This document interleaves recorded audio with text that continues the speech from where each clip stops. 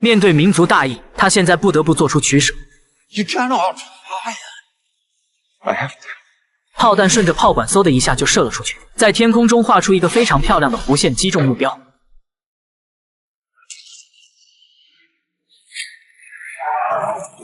一番齐射过后，主舰直接被炸得稀巴烂，母亲也因此掉入大海，生死不知。到了晚上，其他人都在喝酒庆祝，阿方索更是丢出一袋金子作为奖励。可现在他内心无比煎熬，相见即是永别，气得将金子全都砸在他脸上。傍晚时分，他再次来到天台。自己造出这么个杀气究竟是对是错？突然间，他发现敌军燃烧的残骸有些不对劲，于是赶紧将这件事报了上去。可阿方索非常自大，说明天一早他们的战舰就能将他们一网打尽。等到了第二天，他早早到观望台查看，发现海面上全是白雾，这大晴天的根本就说不过去。等白雾散去，海面上出现了此起彼伏的爆炸声。达芬奇定睛一看，顿时大感不妙。不知何时，奥斯曼的海军在海面下布置了无数的鱼雷，只要一有船只经过，瞬间就会被炸得粉碎。阿方索的20多艘战船消失在海面上，这下糟了！敌人还通过陆运的方式将战船运到近海，他们一时间乱了阵脚。等反应过来时，对方的大炮已经射了过来，情急之下赶紧使用轨道炮还击。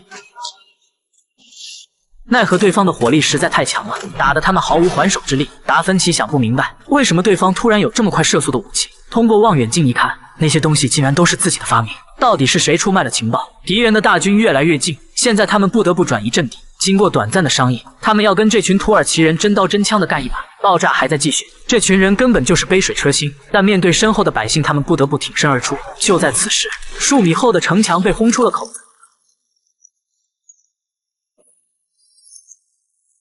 别看这个王八壳又丑又破，它可是世界上第一辆装甲坦克，一发下去就能轰开几米厚的土墙。自打白天土耳其人入侵之后，罗马人是屡战屡败，东躲西藏，而如今又被这东西给盯上，他们立马将所有的燃烧物都堆在门口，想通过集中燃烧的方式毁掉眼前的机器。一切都跟预想的一样，这东西出自达芬奇之手，所以对他的弱点了如指掌。但他还是太小看自己的发明能力。火光过后，坦克毫发无损，这下糟了，他们只能再次转移阵地。到了第二天，罗马人开始打起了巷战，可人家早就形成了步坦协同，而且还是那种重装步兵。原本这群人一个能打10个，可面对重步兵顶天极限一化2，再加上坦克的配合，一时间让他们损失惨重。最后一番搏斗下来，伯爵被刺伤带走。此战过后，土耳其人更加嚣张，男人全部抓走当奴隶，女人和小孩则被当成了俘虏，侥幸逃脱的都躲进了废弃的教堂。为了破解眼前的死局，达芬奇必须要找出设计上的缺陷。就在此时，他突然看到了那个神棍，此人还是一副世外高人的样子，让所有的腐朽都成为灰烬。狠活与科技才是未来的主人。可达芬奇不是个刽子手，没想到密特拉竟然如此的冷血。如今母亲被他亲手葬送，现在他了无牵挂，直接就断绝了所有联系。到了晚上，他们通过当地的百姓知道了一条秘密通道，这通道足以将他们全部安全送出城外，可要过去必须要跨越2个街区。此时他突发灵感，既然下面走不通，就从上面过。事不宜迟，赶紧制作出绳索飞钩。他屏气凝神，一箭精准命中目标，随后将绳索固定好，再找来小孩过去重新加固。小孩缓缓的出发，众人都紧张的不行。要知道这个是他们唯一的求生之路，一旦失败只有死亡。好在小孩顺利的渡了过去，达芬奇赶紧将滑索收了回来，小孩也将绳索重新加固。现在只要按部就班的进行，所有人都能逃出升天。偏偏在此时碰到了个娘炮，在空中边滑边叫唤，声音引起下面士兵注意，他们顺着声音找到钟楼。现在只有少数人还没有转移，敌人就在外面撞门，必须要有个人来断后。此时达芬奇的父亲决然留下，他知道如果百姓不撤离完毕，儿子肯定不会走的，这也算是间接性的帮儿子一把。就这样，他被那群土耳其人带走，而剩下的人赶紧冲向高塔。朋友是倒数第2个走的，可在紧张之下，他没有收回滑索，这时只能采用备用方案。滑到一半，敌人已经追了上来，一刀下去，顿时跌落高空。好在他离得不是很远，捡回了一条小命。到了第二天，土耳其的营房外排起了长长的队伍，这队伍可不是做核酸，而是他们逼着罗马人放弃自己的信仰，如果不听话，直接就一刀劈上去。此时达芬奇凭感觉找到了军营，正好也看到了那个老神棍。他希望达芬奇的父亲加入土耳其大军，但他根本不为所动，还将儿子作为骄傲狠狠夸奖一番。最终还是晚了一步，亲眼看着父亲死在自己的面前。这看似其貌不扬的铁管，却是实打实的导弹发射器，弹药现场手动合成，心算读秒，人工点火，但凡配合有点不默契，必将原地起飞。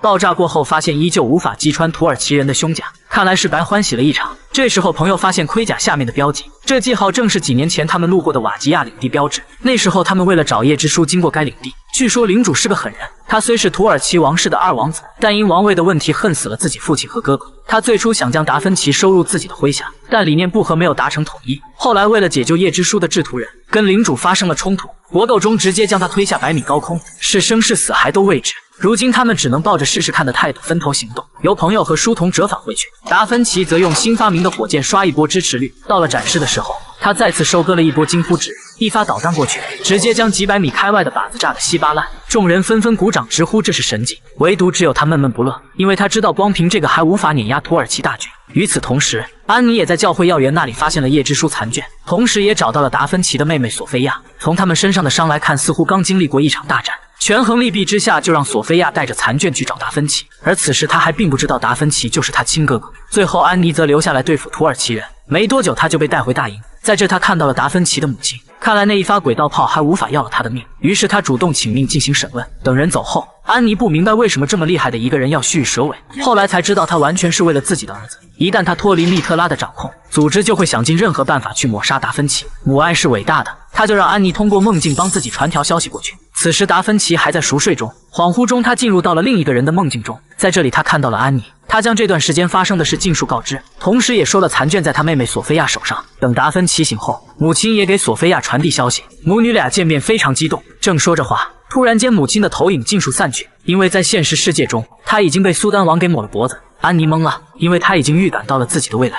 另一边，朋友和书童也到了瓦吉亚那里，可这领主明显是个记仇的主，先给他们个下马威。到了晚餐的时候，朋友直接表明了自己的来意，领主没有直接同意，反而郑重地介绍自己是尊敬的德古拉伯爵。正说着话，书童发现自己头晕脑胀，怎么也没想到这个老六在饭里下药。等他们醒后，德古拉逼着他跟自己玩个游戏，就赌这小书童的命。但无论怎么走，对方都在收紧绳索，眼看着小书童要被长剑洞穿身体。此时他突然想起来是自己当初手欠拿了1枚金币，现在他火速跑到城楼上将硬币丢了下去。到此德古拉算是原谅了他们。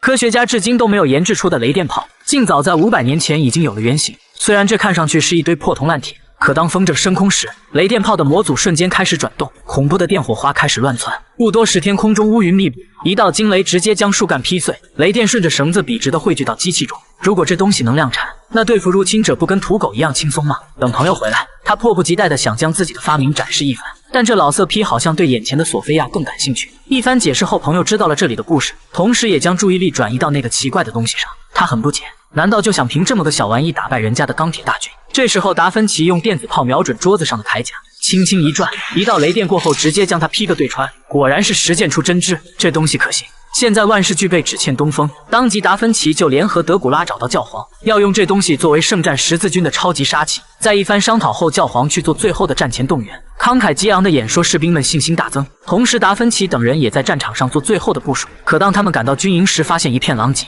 这里似乎经过了一场非常惨烈的厮杀。远处的德古拉慢慢的走了过来，他说这群人是遭到了偷袭，如果再这么损失下去，这场仗还没打就已经宣告失败。等到了晚上，他们决定报仇去偷袭敌军大营。现在敌人草木皆兵，看到可疑的东西直接上去喷火。埋伏好的人利用视野盲区，轻轻松松的就干掉了重装步兵，再让德古拉用不死之躯吸引火力。等他们反应过来，已经晚了。打开出口，人家早就恭候多时了。就这样，达芬奇和书童用抢来的坦克成功混入敌军内部。现在他们紧张的不行。一番观察后，他瞅准时机离开坦克，然后布置好事先准备的炸弹。他这是要准备一次性解决所有麻烦。做完这一切，他跟书童离开军营，一发炮弹射过去，顿时把军营炸了个底朝天。到了第二天，大决战的时候来了，敌人全都武装到了牙齿，但他们还是低估了对方的实力。大战正式打响，场面一度混乱。起初这些人还能游刃有余地杀敌，但随着时间的推移，敌人就跟打不死的小强一样越来越多。没多久，书童就被刺伤倒地，好在他够机灵反杀了对方。而朋友那里正为了放风筝而发愁，一个不留神直接就摔了下去。现在只有靠安妮了，他顶着对方的火力一点点地爬上去，要是还没放飞，所有人都将死亡。因为在战场上，德古拉已经被苏丹王给捅了个对穿。达芬奇看在眼里，急在心上，为了保护有生力量，他只能宣布投降。于是这群敌人没收了他们所有的金属武器，众人现在都无精打采。这时候那个老登走了出来，好像他对现在这个结果不是特别满意。达芬奇现在真恨不得亲自宰了这个神棍。老登看出了他眼中的杀意，就让苏丹王亲手解决掉他最看重的天才。突然间，远处出现了恐怖的天象，场面之大，连苏丹王都停下了手上的工作。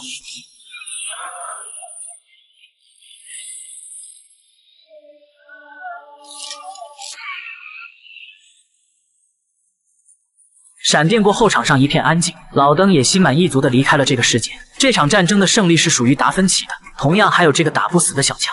战争结束了，几人策马在草原上，书童决定先帮助刘明活下去，而朋友则逼着达芬奇给他造一艘游艇作为奖励。就这样，几人去了新的地方生活，属于他们的传奇还在继续。